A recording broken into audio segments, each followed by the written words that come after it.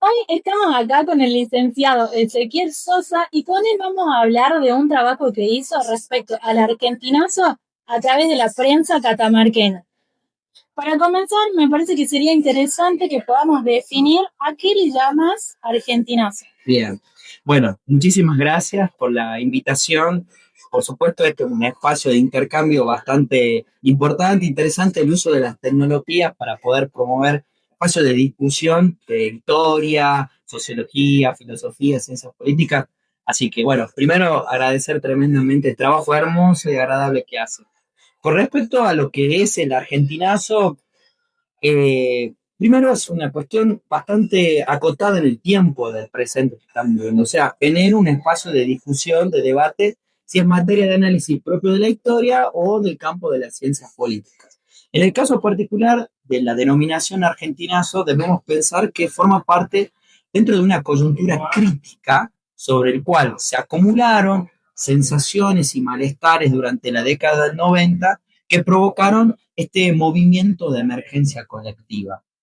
Como dice Mónica Gordillo, que es profesora de la Universidad de Córdoba y una de las más grandes referentes con respecto al estudio del argentinazo, ella considera que es no un mero acontecimiento histórico, sino un acontecimiento histórico de temporalidades múltiples. ¿Qué significa esto? Una temporalidad amplia, larga, que significa el ajuste estructural durante la década del 90, un tiempo intermedio de medio término que tiene que ver con estas protestas obreras, sobre todo principalmente a mediados de la década del 90, 96, 97, y luego también entraría dentro del mismo detalle lo que significa esto de las elecciones de medio término que se provocaron en el año 2001 y que significó un poco de la pérdida de la legitimidad institucional por parte del gobierno administrativo en ese entonces de la Alianza.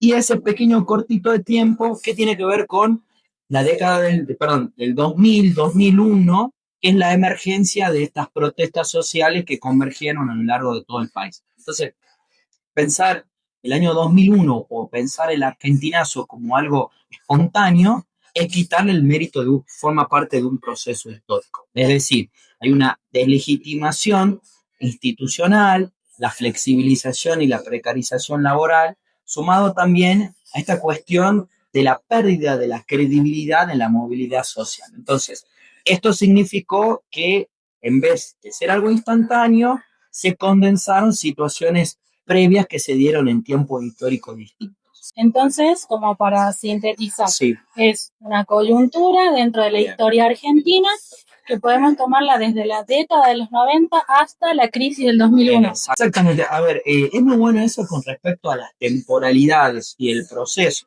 porque nosotros siempre estamos acostumbrados, por ejemplo, en esta cuestión de una mirada muy, a ver, propia del calendario, ¿sí? Pensar el 2001, diciembre del 2001, y es desconocer que esta cuestión forma parte de un proceso histórico amplio. Hay historiadores que inclusive sostienen que el campo de análisis lo debemos llevar a los tiempos de la dictadura. ¿Por qué? Porque forma parte del proyecto económico-social del neoliberalismo. O sea, el 2001, ese periodo caótico que viene con esa degradación institucional, social, económica y política que se generó desde la época de la dictadura cívico-militar. Sería importante que podamos rescatar de qué se trataba ese modelo neoliberal. Bien. Y cuál fue el impacto que tuvo en Argentina puntualmente. Nosotros debemos pensar que el neoliberalismo tiene su periodo álgido durante la década del 70, en América Latina principalmente, que va a encontrar con el consenso de Washington esa lógica propia de instauración en las economías latinoamericanas, pero también le debemos sumar que el neoliberalismo como síntesis promueve principalmente un proceso de retroversión de la acción del Estado en la comunidad. ¿Qué significa esto? El Estado, a través de las luchas o de las conquistas históricas, va, por ejemplo, a aislarse de la distribución de derechos sociales, políticos y económicos. De la misma manera, el Estado va a desapegarse básicamente de estos servicios o administraciones públicas como la salud, como la educación, como la seguridad, como también todo lo que significa la cuestión propia de las economías municipales o inclusive las administraciones locales provinciales. O sea, el Estado pierde ante el mercado, ¿sí? Ante esta idea del mundo líquido, individualista, empresarial, donde empieza esta idea de la competitividad y sobre todo esta idea de la meritocracia fuera del espacio del Estado, ¿sí? Sino a través del libre mercado. En el trabajo de investigación, bien decir que las raíces de este argentinazo las vamos a ubicar en el modelo neoliberal y a la vez hablas de la deslegitimación de las instituciones democráticas que terminan decantando en el famoso que se vayan todos. ¿Qué más puedes decirnos de eso antes de que nos introduzcamos en la cuestión local? El neoliberalismo, durante la década del 90, había asegurado un tipo de, legitimidad de carácter hegemónico. Entonces, ¿qué es lo que va a pasar a partir del año 2001? Se va a producir un proceso de deslegitimación por parte del orden neoliberal. ¿En qué cosa? Primero, la cuestión de asegurar esa cohesión social. Segundo, la pérdida de la legitimación en la idea de la movilidad social. O sea, en este mundo postmoderno que pensaba en el ascenso social y que el neoliberalismo no le va a dar respuesta. Y tercero y fundamental también, la pérdida de la credibilidad de las instituciones que sostenían ese discurso neoliberal. O sea, esa idea, esa confluencia de tres factores importantes van a llevar a que el neoliberalismo pierdan esa noción básica. Acompañada de eso, los partidos políticos principalmente van a perder también parte de la credibilidad. O sea, hay un modelo hegemónico, ¿sí? Y hay un modelo contrahegemónico, en este caso, hipotéticamente por los partidos opositores, que no otorga un discurso que satisfaga las necesidades ciudadanas. Y acá viene algo muy importante, porque el famoso, el que se vayan todos, el que no quede ni uno solo, que es una frase muy conocida, que uno lo puede encontrar en cualquier fuente o archivo de medio de comunicación.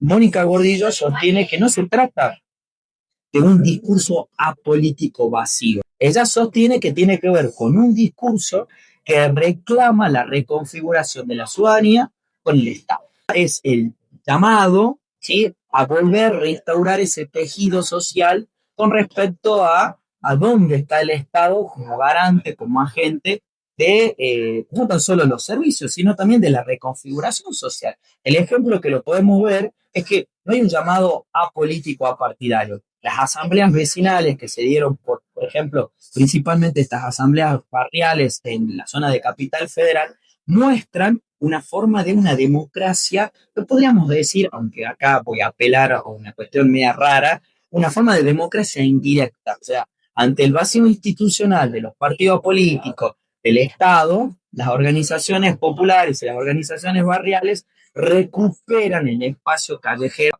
Gordillo lo sostiene bien. Es un mensaje de interpelación ciudadana hacia el Estado. Claro, no hay un llamado a la anarquía, sino que hay una cuestión respecto a la falta de respuestas que se busca que el Estado vuelva a darle a la ciudadanía, a la sociedad. Citas a Adamowski, que habla de esa confluencia entre los sectores medios y los sectores populares.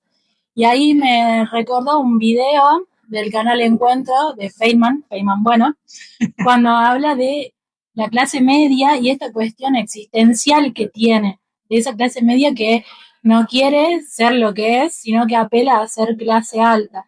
Y cómo cuando la derecha produce el avance sobre sus beneficios, sobre sus derechos propiamente, se une a la clase baja, a los pobres, para reclamar y lanzan esta consigna de piquete y cacerola, la lucha es una sola. Durante mucho tiempo se sostuvo que la crisis del 2001 fue una crisis de corte propio de las clases medias. En realidad, tenemos que pensar que la crisis del 2001, digo, la crisis por el momento más recalcitrante exactamente del conflicto social, lo encontramos en el 2001. Pero la crisis forma parte de un proceso transversal, ¿no? O sea, ¿qué quiere decir esto? Clases medias empobrecidas, lo que son los sectores de trabajadores precarizados, y también debemos sumar inclusive los movimientos de desocupados que van a encontrar un proceso álgido y que lo van a acompañar los movimientos piqueteros. Y por supuesto también que acá se dio muy el caso particular en Catamarca, digo, uno lo puede encontrar en la prensa, que son las organizaciones empresariales que vieron que este ajuste estructural y transversal afectaba a varios sectores de la economía popular, como la economía de los sectores medios, que provocaba también consecuencias inmediatas en este modelo de acumulación de rentística, también de los sectores concentrados que veían el consumo interno, por ejemplo, verdaderamente menguado. Podemos decir que no es una crisis estrictamente porteña, sino que es una crisis general del país y que Catamarca, como lo decís en tu trabajo, no se constituye como una isla, sino que también la vivió, pero con sus particularidades. Según tu trabajo a través de los diarios La Unión y El Ancasti, ¿cómo ves que se dio esa crisis acá en Catamarca? ¿Cómo se manifestó? En el caso de Catamarca tiene una particularidad que inclusive también excede, por ejemplo, a las grandes provincias en términos de lo que significa lo portentosa de su economía. ¿Por qué? Porque, por ejemplo, Mónica Gordillo, ella realizó un trabajo y ella lo llevó afuera de las periferias de las grandes urbes, o sea, fuera de Buenos Aires, fuera de Rosario, fuera de Córdoba, y empieza a observar cómo en distintas localidades también va a encontrar colectas. En el caso de Catamarca hay una particularidad que tiene que ver que al ser una economía gestada a través de la política del Estado, o sea, la mayoría de los trabajadores forman parte de la planta estatal, el ajuste va a estar referenciado a cómo, por ejemplo, la coparticipación, ¿sí? O la misma limitancia de los recursos nacionales hacia las provincias van a afectar. ¿Qué quiero decir con esto? Por ejemplo, el pago o la demora en el pago de los salarios de los trabajadores, de los jubilados, ¿sí? También tiene que ver, por ejemplo, en momentos muy confluyentes en términos de presupuesto, cuando es el pago de los aguinaldos en las municipalidades o en las administraciones del interior de nuestra provincia. También sumarle, por ejemplo, lo que tiene que ver con la queja en los servicios públicos, los cortes energéticos, con las municipalidades que no pueden pagar el agua potable, sumado también en todo lo que tiene que ver con la infraestructura vial. O sea, un poco para resumir, el ajuste en el caso de la provincia de Catamarca se ve observado sobre todo a esta cuestión lineal de la economía dependiente provincial a la economía nacional. Como dijiste al principio, que este periodo se remonta a la década de los 90, Sí. por lo que veían los titulares que rescataste respecto a educación, tenemos que considerar la ley federal, cómo ahí se produce la descentralización y ya las provincias tienen que hacerse cargo de la cuestión educativa. También le podemos hacer ahí como la conexión de los paros, la falta de pago a los docentes. Cuando el Estado Nacional se repliega de la dependencia de las economías provinciales y deja centralizado la discusión administrativa propia en los ámbitos locales, también las provincias no son capaces de garantizar el acceso en un panorama de ajuste a sus economías administrativas propias. Por ejemplo, hay una parte en este trabajo que mencionas particularmente que tiene que ver, que a mí me llamó mucho la atención, que tiene que ver hasta con el mantenimiento de los cementerios, ¿no? O sea, la queja que los diarios toman desde las líneas editoriales o desde las propias cuestiones ligadas, por ejemplo, a noticias de información general, en este caso al cementerio municipal de la ciudad capital, porque no tan solo hace referencia a la maleza, a la falta de limpieza y de cuidado general, sino también que hace pequeña mención a la falta de presupuesto para la manutención de un espacio tan de circulación común y corriente como es un cementerio. O sea, desde lo particular también podemos dimensionar la generalidad que se provoca en el ajuste estructural de los años 90. Y ahí te empezás a dar cuenta de la cantidad de cuestiones con las que el Estado está inmiscuida, pero que caen o hay luz sobre eso cuando pasan este tipo de cuestiones. Es casi como vernos hoy. Sí, exactamente. Otra cosa que me pareció muy interesante de rescatar, porque es algo que no suele tenerse en cuenta cuando hacemos análisis históricos, estructurales, es sobre la salud mental. Bien. ¿Cómo afectó esta crisis del 2001, según los titulares, en la salud mental de los catamarqueños. Una de las referencias de los marcos que tomaba el diario La Unión era cómo había aumentado de manera considerable el consumo de ansiolíticos. Tenía que ver en referencia a este proceso de pérdida de credibilidad en un proyecto futuro y por supuesto también en esta pérdida, a ver, de la confianza en el porvenir de cada uno, ¿no? Y otra cuestión que aparte del consumo de ansiolíticos que me llamaba mucho la atención, tiene que ver con esto de cómo la gente había dejado de hacer actividad física. Había un menor consumo, por ejemplo, de los centros deportivos como gimnasio y clubes, producto de la falta de presupuesto para el mantenimiento de, ¿no? Me acuerdo de una película que se hizo muy conocida, interpretada por Ricardo Darín, que es Luna de Avellaneda, que tiene que ver cómo los clubes barriales, esto es la historia propia de Buenos Aires, pero cómo los clubes barriales, ante los costos operativos, los gastos propios de los clubes barriales, empezaban a cerrar. Bueno, acá se puede mostrar cómo este proyecto neoliberal de carácter económico, político y social gesta hasta las más grandes inmiscuencias de la vida cotidiana. El consumo de ansiolíticos acompañada por la pérdida de la gente de la actividad física no significa necesariamente una cuestión de cuestiones estéticas, de la búsqueda de cuerpo hegemónico, lo que genera en términos sanitarios una pérdida total de calidad de vida. Terrible. Sí, eso es terrible. Y pasa, está pasando ahora, exactamente. Tenés un poder adquisitivo bajo, vas a pensar en qué destinar el dinero. Y por ahí un gimnasio va a ser lo último.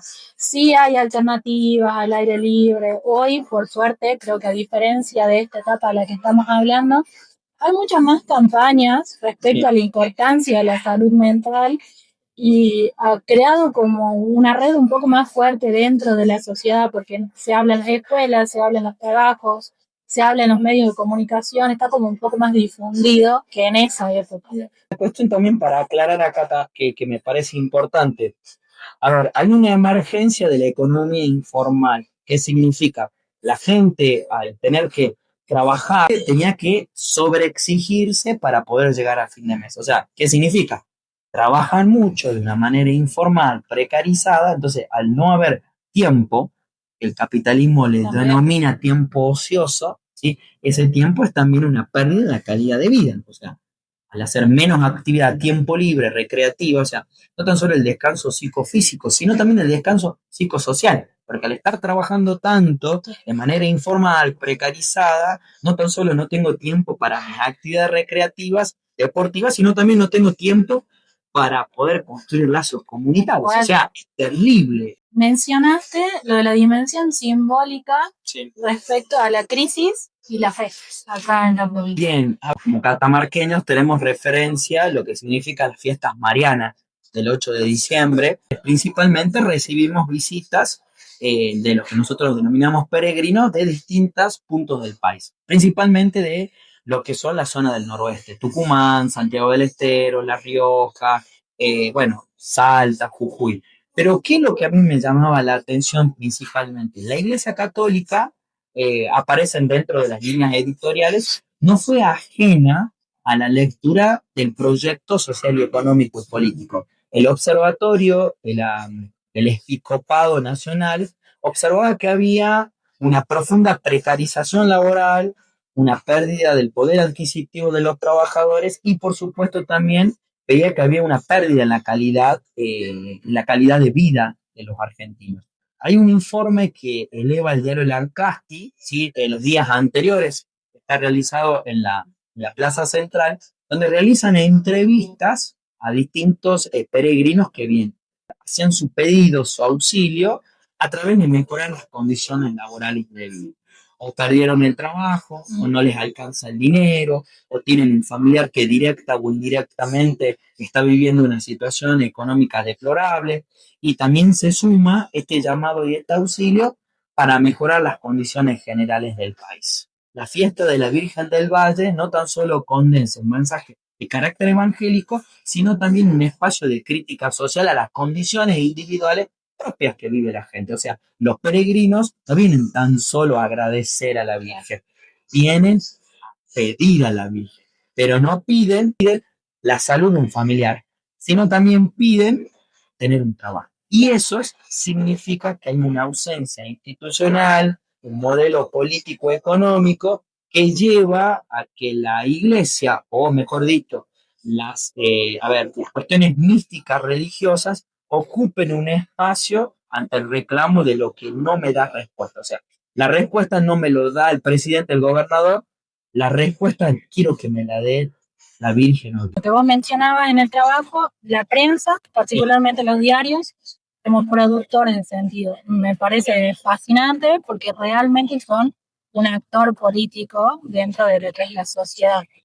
¿Cómo crees vos que se manifiesta esto, esta característica de ser productores de sentido en esa época acá en Catamarca? Los diarios, más que medios de comunicación, son empresas de comunicación. O sea, ¿qué significa?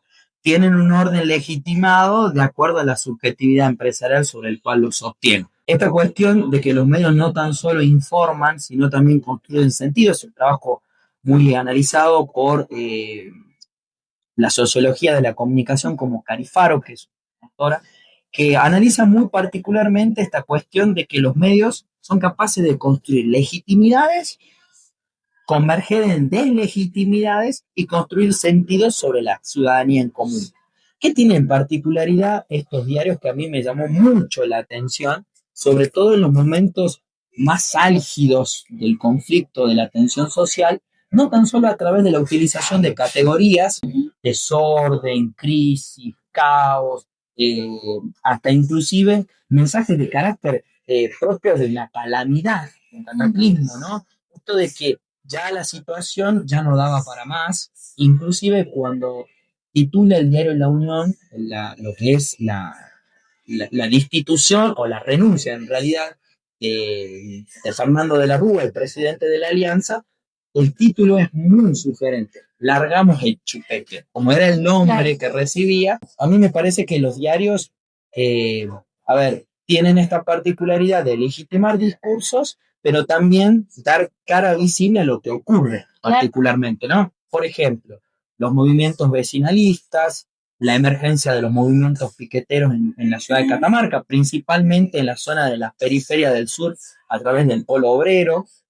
También, por ejemplo, le da mucho espacio a lo que nosotros llamamos la unión comercial, ¿sí? Que es el centro neurálgico quizás de los comerciantes en el aspecto local, donde hacen llamados, por ejemplo, a apagones energéticos, apagones de consumo o inclusive también apagones de uso. En ese caso estaba masificado el uso del teléfono de línea, ¿sí? Que también hablan sobre de los excesivos costos que significaba. O sea, a mí me parece que el diario, en este caso, es un elemento esencial para poder ver no tan solo el clima y la tensión social, sino también la referencia a distintos actores que aparecen. La Iglesia Católica, el tema de los sindicatos, el tema de las federaciones económicas empresariales, el tema de los vecinos autoconvocados, las organizaciones populares barriales o las ollas que empiezan a tejerse sobre zonas de la periferia de la ciudad, los movimientos piqueteros. Uno de los titulares que rescataste que decía los molestos piqueteros, que te da a pensar si realmente esa era una percepción social o si esa es una editorial que sacó el diario y tendencia. Es Maristela Esbampa, ¿no? Ella escribe una obra que se llama La sociedad excluyente, dentro de la crisis del neoliberalismo, y hoy un fenómeno particular que es propio de esta época, que es la emergencia de los movimientos piqueteros, ¿no? En el caso particular, nosotros lo vamos a tener con mucha envergadura en la Patagonia, los movimientos de Cutralcó, por ejemplo, y en la zona del norte con un líder emblemático de Jujuy como es el Perro Santillán, ¿sí? Que van a ilustrar un movimiento emergente nuevo, ¿no? Que es esto, el de ocupar el espacio de circulación como es la calle, ¿no? Que es el movimiento piquetero. Y esa línea editorial pequeña hace una referencia de carácter peyorativo, sí, pero por supuesto también tiene un carácter de subestimar a los sectores populares, ¿no? Porque era propio de una práctica común. ¿Qué es lo que va a pasar con esa? Yo he intentado seguirlo, esa línea de análisis dentro de los movimientos piqueteros. En eso es un pequeño fragmento, un pequeño cuadro muy, discriminado dentro de las secciones más importantes del diario, pero se puede observar que es un llamado de atención, porque después, vos lo dijiste recién, André, cuando esto, Piketty y la cacerola, la lucha es una sola, ya el movimiento piquetero va a tener una emergencia pero tan importante, que ya ni siquiera los medios de comunicación lo puede deslegitimar o tomar como una forma peyorativa de protesta social. O sea, al último ya queda de carácter, no digo de carácter hegemónica, pero sino visibilizada como algo necesario en el campo popular. Al movimiento piquetero lo subimos de escalafón y lo legitimamos junto con el cacerolazo.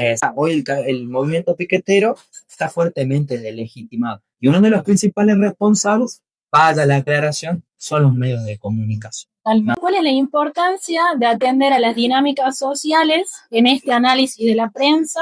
Y rescaté una frase que dice: nuestras cabezas piensan donde nuestros pies pisan. Bien. Es una frase que tiene un sentido sentipensante, ¿no? Nosotros siempre pensamos que la construcción del conocimiento gira a través de la cuestión crítica.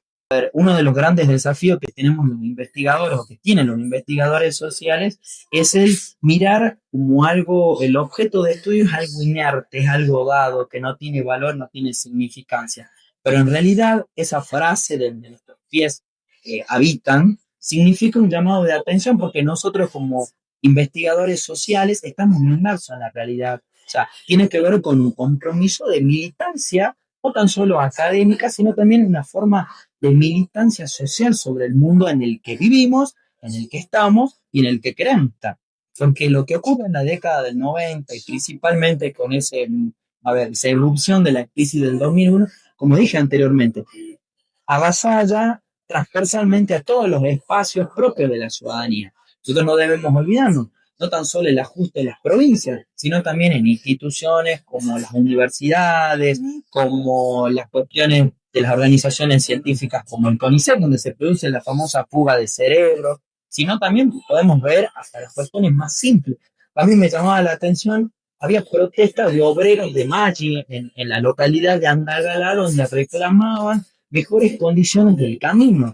Pensar que los grandes fenómenos históricos ocurren en las grandes urbes es desestimar que desde nuestro lugar también las problemáticas sociales, económicas y políticas nos avasallan y intimidan.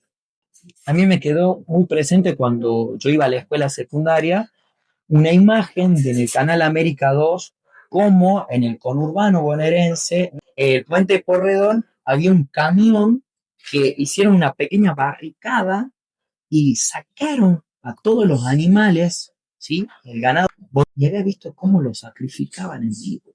Y la gente se llevaba, los carneaba en vivo, la imagen están, y obviamente el sensacionalismo y el amarillismo propio de los medios lo ponían en primera plana, y vos te dabas cuenta que la gente se volvía a su hogar, a su vida, contento de haber tenido la comida del día. Mirar eso, mirar como por ejemplo en las protestas reprimían a las abuelas y madres de Plaza de Mayo, ¿sí? Ver a la caballería de la Policía Federal y ellas comprometidas de un carácter netamente redentor. Empecé a ver quiénes son, qué hacen, por qué están, ver a la gente gritando, a los jubilados víctimas del corralito, ver a la gente ahorrista que tomaban los bancos.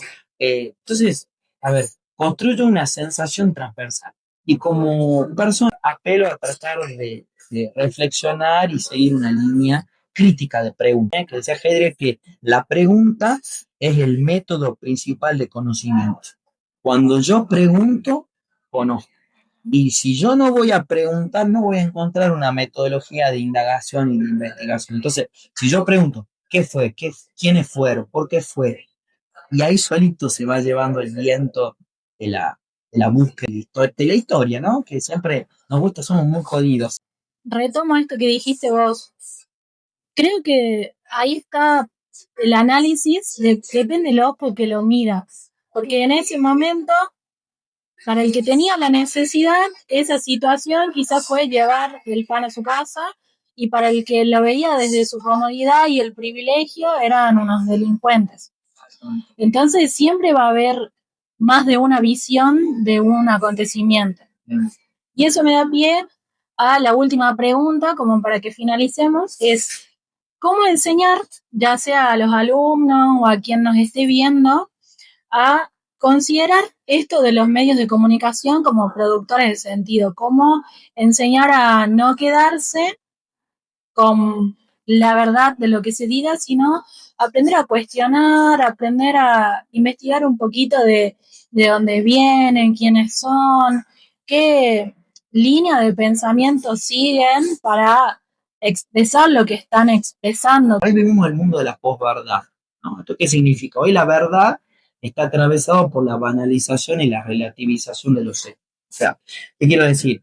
Hoy en día permea más el discurso del que tiene poder, el que tiene sentido de poder empresarial, sobre el discurso de que quizá lo que es la verdad. Entonces, hoy la verdad está atravesada por esos intereses empresariales. O sea, esto es muy particular porque hay un fenómeno emergente en el día de hoy que es los fake news, ¿no? Esto de que lo que yo digo es, y lo que yo digo no quizás es, sino que lo que yo digo que es está atravesado por lo que yo quiero que vos creas que es. Entonces, eso me parece que hay que tratarlo en las escuelas, ¿no? Y la primera manera de ver es notar esto, de que cada uno construye sus sentidos por intereses propios, ¿no? O sea, a ver, si yo voy a describir un fenómeno en particular, lo mejor que podemos construir a través del conocimiento es que sea un conocimiento holístico, ¿no? Este trabajo de la hermenéutica, buscar las distintas voces. Si voy a analizar un fenómeno en particular, que todas esas voces me ilustren el porqué de lo que ve, ¿no? Y esto lamentablemente a mí me parece que hoy es un verdadero problema, una dificultad, porque las redes sociales, en mayoría en general, apelan más a la cantidad de likes más que a la calidad de lo que dice la voz o lo que esa voz refleja que puede llegar a ser. Entonces, ahí estamos viendo que en las escuelas inclusive se están transmitiendo esos valores que ya parecen valores universales de posverdades, no de verdades. Entonces, a mí me parece que esto es un trabajo muy meticuloso. Medios de comunicación son agentes de construcción de sentidos, agentes de construcción de poder de carácter hegemónico, inclusive esto tiene que ver también por la pérdida de la deslegitimidad de otras instituciones como la escuela, como la familia, no entendida la familia en carácter conservador, sino la familia como espacio de vinculación social. Los espacios como los clubes, como las organizaciones barriales, que han ido perdiendo ese centro neurálgico sobre lo que es el discurso de la comunicación. Entonces, es un trabajo de mucho empeño, de mucha dedicación, pero creo que se puede configurar de una manera totalmente asequible y lograble, ¿no? O sea, por ejemplo, la crisis del 2001, pensarlo desde mi realidad, lo que me pasó a mí, ¿por qué fue? Y bueno, ir a un diario, hoy no tan solo la historia en términos de metodología de investigación, no hemos quedado solamente con las voces de las instituciones y de los medios oficiales de transmisión, sino también tenemos, por ejemplo, la historia oral.